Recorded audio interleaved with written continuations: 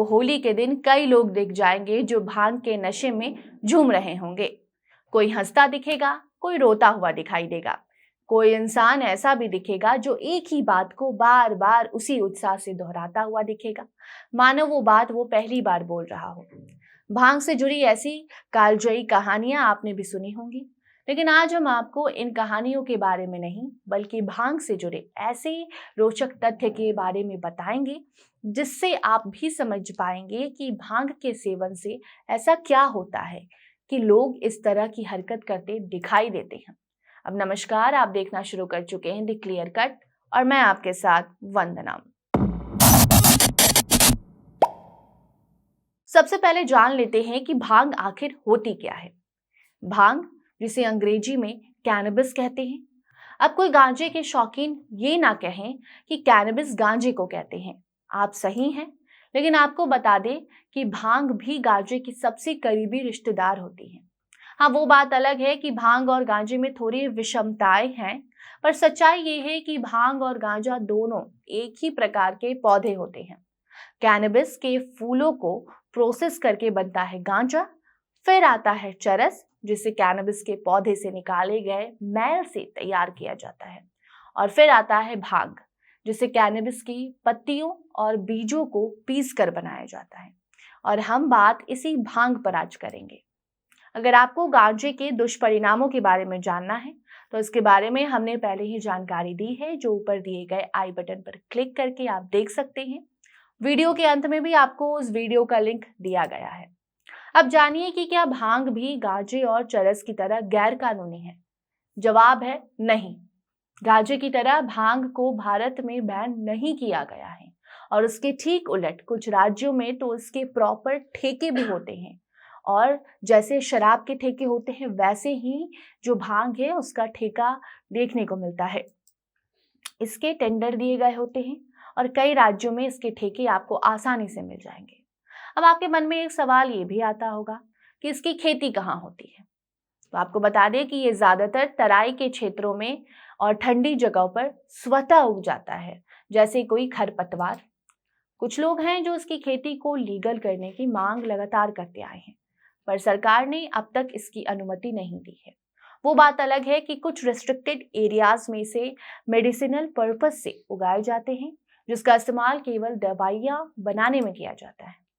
अब होली नजदीक है तो आपको बता दें कि लोग इसका सेवन किन तरीकों से करेंगे।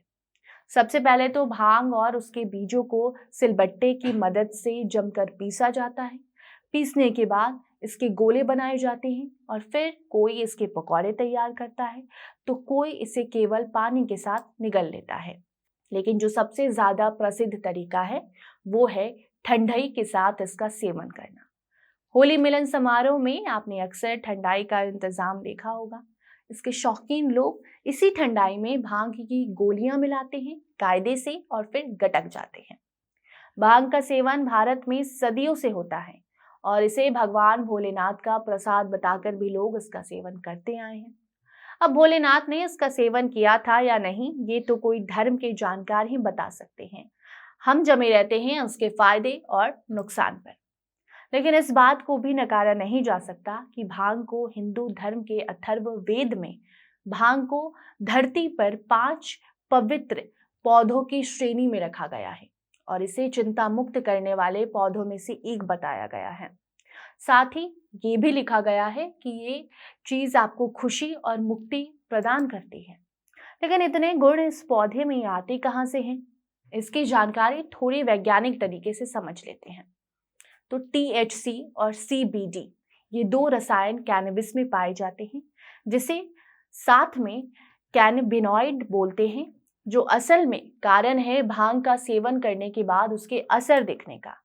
CBD वो रसायन है जो आपके दिमाग से छेड़छाड़ नहीं करता और इसका इस्तेमाल दवाओं और कॉस्मेटिक प्रोडक्ट्स में भी होता है, जबकि THC जो आपके दिमाग के साथ खेल करता है और आपको हाई करने में इसी का योगदान रहता है।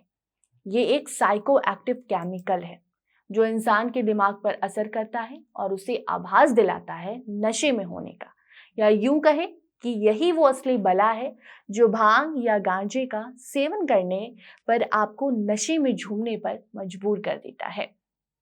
पर ये सब होता कैसे है, ये भी अब हम आपको समझाते हैं। तो THC और CBD के अलावा एक और टर्म है जिसे समझना जरूरी है, और वो है ECS, मतलब एंडोकैनाबिनॉइड सिस्टम, जो आपके शरीर के अंदर चल रहे सारे सिस्टम को सही रखने का काम करता है।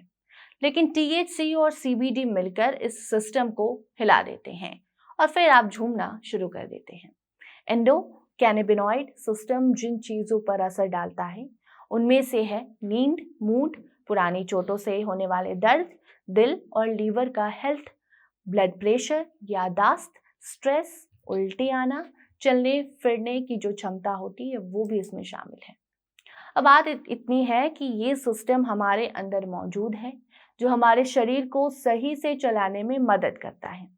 लेकिन THC और CBD जैसे तत्वों को भांग या गांजे के रूप में आप जब अंदर लेते हैं तो ये सिस्टम अपना काम करना बंद कर देता है या फिर सही से काम नहीं करता।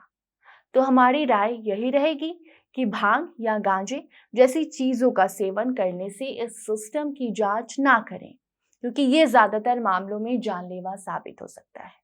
इससे जुड़ी और भी जानकारियां इंटरनेट पर भरी पड़ी हैं, लेकिन हमारा मकसद सिर्फ उन जानकारियों को आप तक लाना है जिससे आप संक्षेप में समझें कि अगर आप होली में भांग का सेवन करने जा रहे हैं तो ऐसा मत कीजिए, ये आपके स्वास्थ्य के लिए हानिकारक हो सकता है। वीडियो कैसी लगी कमेंट में बताएं और अपने उन दोस्तों को वीडियो में टैग करें जो इस होली भांग को ठंडाई के बहाने पीने की तैयारी में हैं। धन्यवाद।